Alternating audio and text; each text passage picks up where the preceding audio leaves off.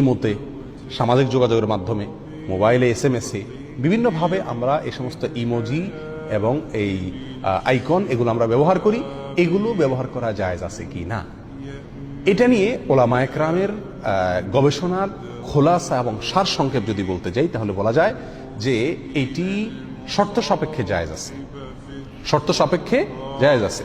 আর সে শর্তটা হলো, যদি সেটা একেবারে পুরা মানুষের অবয়ব না হয়, পুরা মানুষের অবয়ব না হয়, শুধু নিছক একটা গোলাকার কল্লা জাতীয় হয় এবং সেখানে একজন মানুষের মাথায় যতগুলো অঙ্গ প্রত্যঙ্গ থাকে সেগুলোও পুরোপুরি না থাকে, শুধু হয়তো দুইটা চোখ আছে বা একটা দাগ দিয়ে মুখের মতো বানায় দেওয়া আছে, তাহলে এগুলোর ব্যবহার জায়েজ আছে। এই সমস্ত ইমোজি, এই সমস্ত ইমোর ব্যবহার করা কি আছে, জায়েজ আছে।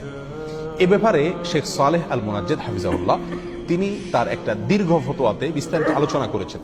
সে আলোচনা তিনি বলেছেন যে দুই কারণে এগুলোর ব্যবহার করা জায়েজ। নাম্বার এক, এগুলো সাধারণত এত ছোট হয় এবং এত অস্পষ্ট হয় যে একজন মানুষের যে অঙ্গ প্রত্যঙ্গ থাকে সেগুলোর পূর্ণাঙ্গভাবে এই সমস্ত ইমোজিতে বা ইমোতে কি থাকে না। সেক্ষেত্রে তিনি ফতোয়ায়ে হিন্দিয়ার একটা উক্তি দলিল হিসাবে পেশ করেছেন। সেখানে লেখা আছে যে লাউকানা সগীরাহ বিহাইসু লা তাবদুল লিন-নাযির ইল্লা বিতাআম্মুলিন লা ইউকরাহ। ছবি যদি এত ছোট হয় যে গভীরভাবে না তাকাইলে বোঝা না যায়, অস্পষ্ট হয়, স্পষ্ট ছবি না হয়, তাহলে সেক্ষেত্রে সেটা নিষিদ্ধের আওতায় পড়বে না। কথা বুঝে আসছে?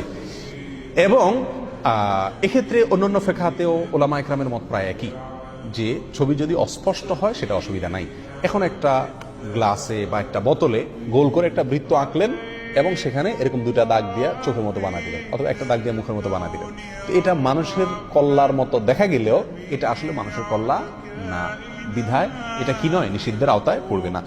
দ্বিতীয় যে কারণে এটা নিষিদ্ধের আওতায় পড়বে না সেটা হলো যে এই সমস্ত ইমোজিতে মানুষের বেঁচে থাকার জন্য যতগুলো জিনিস জরুরি তার বেশিরভাগ জিনিস এগুলোতে থাকে না।